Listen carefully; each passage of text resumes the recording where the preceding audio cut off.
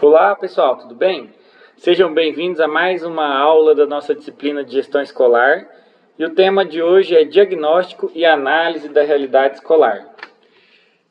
Quando a gente pensa em diagnóstico escolar, a gente tem que lembrar que é um processo sistemático, que a gente vai coletar dados e informações sobre a escola para poder tomar alguns direcionamentos, algumas medidas, para melhorar a educação.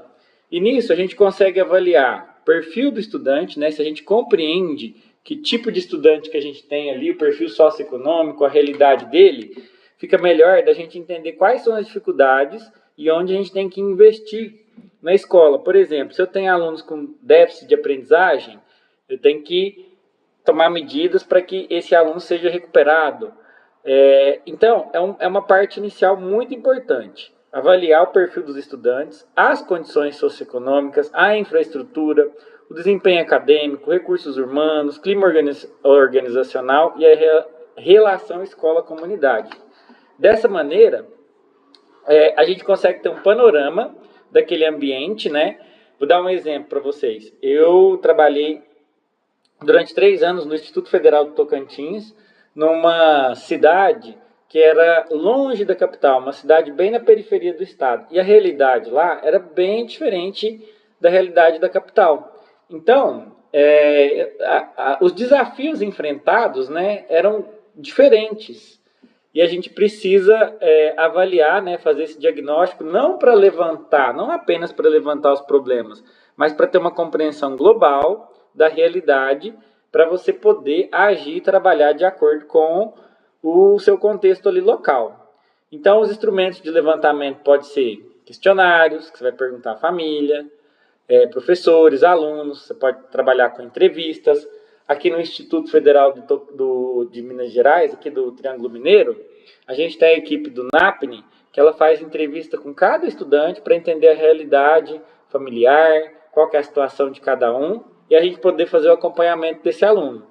Observação também é uma maneira muito importante da gente fazer esse levantamento.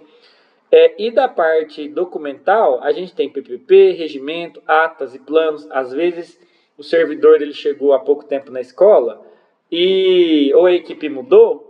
Então, com base nesses documentos, é possível ter uma visão ali de qual que é a realidade da escola. E também é possível ter esse levantamento a partir de avaliações internas e externas. E uma discussão importante é a seguinte: esse diagnóstico não é uma fiscalização, mas é um instrumento para melhoria. Por quê? Porque a partir dele o gestor pode tomar as decisões. Tá bom? E falando nesse assunto, nós temos alguns indicadores, E os principais indicadores educacionais são a taxa de aprovação-reprovação, que é o número, que vai descrever ali qual porcentagem das matrículas que entraram foram efetivamente concluídas, os concluintes, e esse número vai indicar ali a porcentagem de aprovação, reprovação. Taxa de evasão escolar, baseado também sempre na quantidade de matrículas. A distorção idade-série é um índice que mede para cada série existe uma faixa etária. Então, se você tem alunos muito repetentes, acaba tendo ali uma distorção na idade-série e isso impacta no indicador. Frequência também é outro indicador educacional. O IDEB, Índice de Desenvolvimento da Educação Básica, que a gente vai falar bastante nos próximos slides, e o SAEB, que é o Sistema de Avaliação da Educação Básica. Então, o gestor ele precisa entender e compreender cada um desses indicadores falados, tá bom? Então, vamos começar com o SAEB, Sistema de Avaliação. Ele é aplicado desde 1990 e realizado pelo INEP, Instituto Nacional de Pesquisas Educacionais Anísio Teixeira, e ele vai diagnosticar a qualidade da educação básica brasileira. Então, vai ter testes de proficiência, questionários, de forma a avaliar como que anda a educação em cada localidade, tá bom? O IDEB utiliza os resultados do SAEB combinados com taxas de aprovação. Vão compor esse índice da educação básica, tá bom? E a base são testes a partir da BNCC, Base Nacional Comum Curricular. Então, Ele foi evoluindo ao longo das décadas, né? E a partir de 2018, o SAEB ele é composto por 3 exames.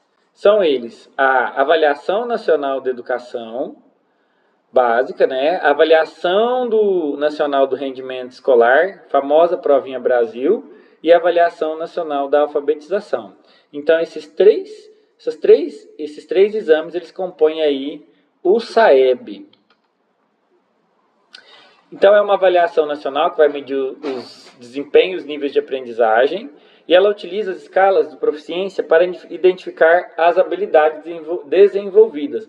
Não vai ter uma nota máxima, um teto. Ela vai utilizar a teoria da resposta ao item, que é aquele mesmo modelo de avaliação utilizado pelo Enem, em que ele vai medir se o estudante, o aluno, quais as competências ele domina e quais eles não domina. Então, se tiver lá questões fáceis, médias e difíceis, as questões fáceis, elas têm uma pontuação e as difíceis têm uma pontuação um pouco maior. Mas, se um estudante que é mediano consegue acertar as questões fáceis e médias e erra as questões difíceis, então o exame ele vai identificar em qual faixa de conhecimento aquele estudante está. Então, ele vai ser classificado como mediano. Mas, se o estudante chutar, o sistema de correção teoria de resposta ao item, que é esse TRI, ele vai identificar que foi um chute, porque se um aluno domina o fácil e o médio, ele provavelmente vai acertar uma ou outra questão difícil. Mas não faz sentido ele, por exemplo, errar uma fácil e acertar uma difícil. Aí o sistema de correção ele considera que houve ali um chute. Como que você está errando uma questão fácil e está acertando uma difícil? Então, provavelmente você chutou e isso é descontado na hora da nota, tá bom?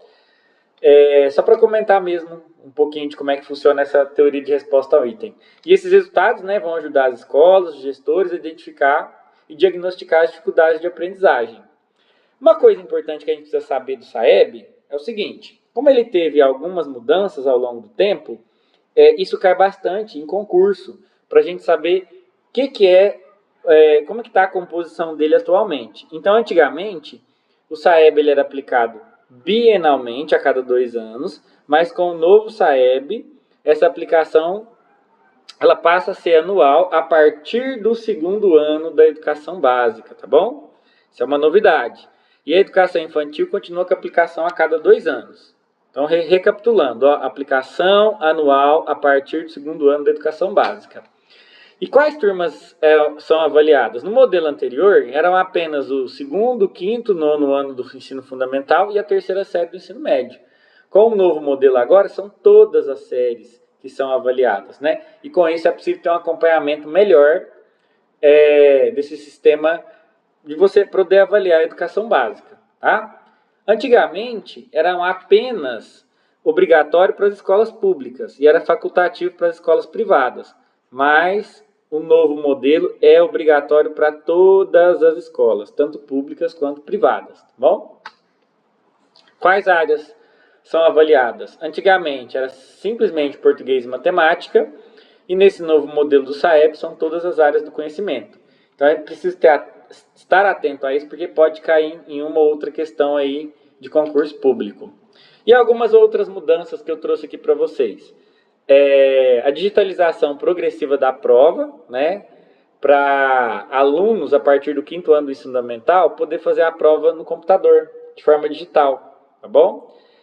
Uma outra mudança é uma prova adaptativa com questões baseadas na resposta ao aluno, nas respostas do aluno, e implementação gradual das mudanças até 2026, que é esse ano, tá bom? Além do SAEB, que é o Sistema de Avaliação da Educação Básica, um outro índice educacional muito importante é o IDEB, tá? Que é o Índice de Desenvolvimento da Educação Básica. É o indicador oficial da qualidade da educação do Brasil, criado em 2007 pelo INEP. Então, ele vai medir o aprendizado através do SAEB em português e matemática. Então, lembra que agora ele faz o SAEB, são todas as disciplinas? O IDEB pega esses resultados de português e matemática e o fluxo escolar, que seria o quê? Taxa de aprovação, reprovação e evasão, definindo metas bianuais para as escolas e municípios visando a melhoria do ensino. Aí sim, ó, esse índice, que é o IDEB, ele varia de 0 a 10. É esse índice que a gente vê muito comumente nas reportagens, na televisão, nos jornais, dizendo se a qualidade da educação, né, do município melhorou ou piorou através desse índice IDEB. E o objetivo maior dele é o quê? Monitorar a qualidade da educação, guiar o planejamento pedagógico e estabelecer metas de melhoria. A periodicidade dele é divulgada a cada 2 anos, tá bom? E ele vai avaliar escolas públicas e privadas, abrangendo diferentes etapas da educação básica. É uma ferramenta essencial para monitorar o avanço da educação. Eu trouxe aqui para vocês o IDEB geral, né, uma média do Brasil dos anos iniciais. Né? Então, eu tenho aqui dados de 2005 a 2023. A gente percebe que o IDEB saiu de 3,8 e foi para 6. Nos anos finais do ensino fundamental, saiu de 3,5 para 5, né? Teve uma queda aqui em 2023. E o ensino médio, de 2005 a 2023, ele evoluiu em torno de 0,9 pontos percentuais.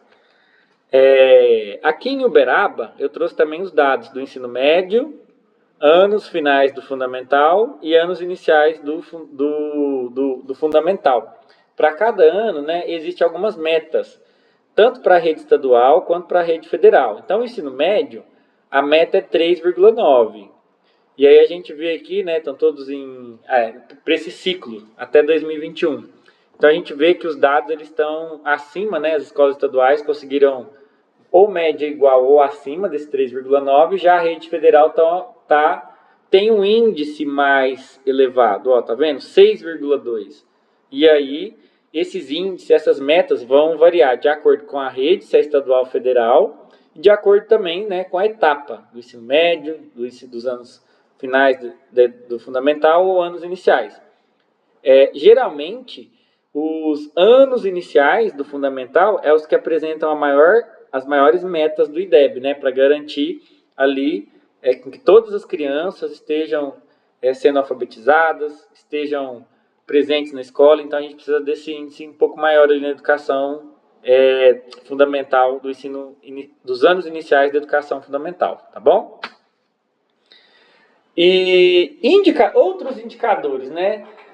A gente tem, por exemplo, no Instituto Federal Triângulo Mineiro, o painel de indicadores. Depois vocês podem acessar esse link aqui, que aqui vocês podem encontrar tanto indicadores financeiros, quanto indicadores de publicação na área de pesquisa, de extensão, de ensino. Você tem um panorama todinho do Instituto Federal do Triângulo Mineiro. Muito bom a gente conhecer, tá bom? Eu não vou clicar aqui agora, eu vou deixar vocês em casa clicar nesse link aqui para conhecer um pouquinho do Instituto Federal, tá bom? É importante destacar, né, que esses indicadores, eles não explicam tudo. Eles sinalizam onde investigar. Por exemplo, alta reprovação em matemática, né, é um indício.